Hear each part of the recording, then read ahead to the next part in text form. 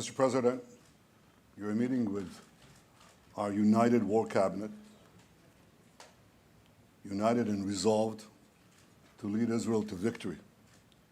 This will be a different kind of war because Hamas is a different kind of enemy. While Israel seeks to minimize civilian casualties, Hamas seeks to maximize civilian casualties.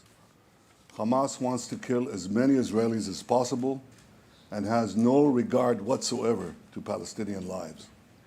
Every day, they perpetrate a double war crime, targeting our civilians while hiding behind their civilians, embedding themselves in the civilian population and using them as human shields. We've seen the cost of this terrible double war crime against humanity that Hamas is perpetrating in the last 11 days.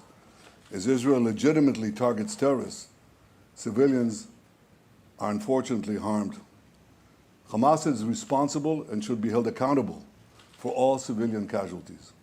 We saw the cost of this terrible war crime yesterday when a rocket fired by a Palestinian terrorist misfired and landed on a Palestinian hospital.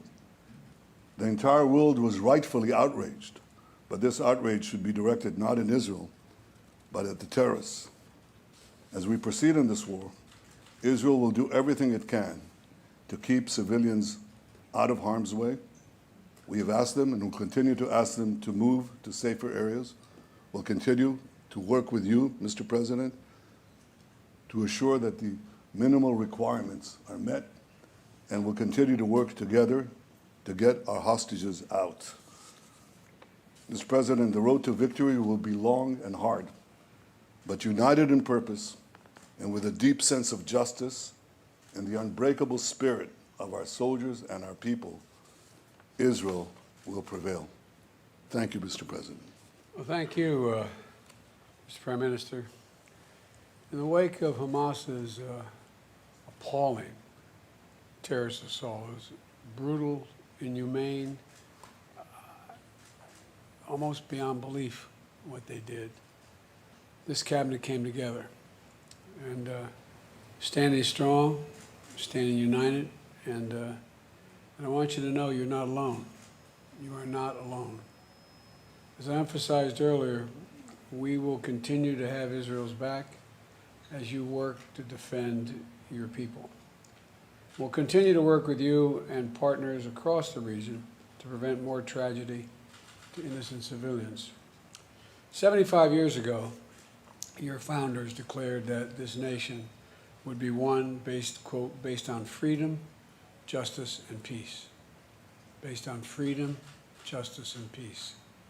The United States stands with you in defense of that freedom, in pursuit of that justice, and in support of that peace. Today, tomorrow, and always, we promise you.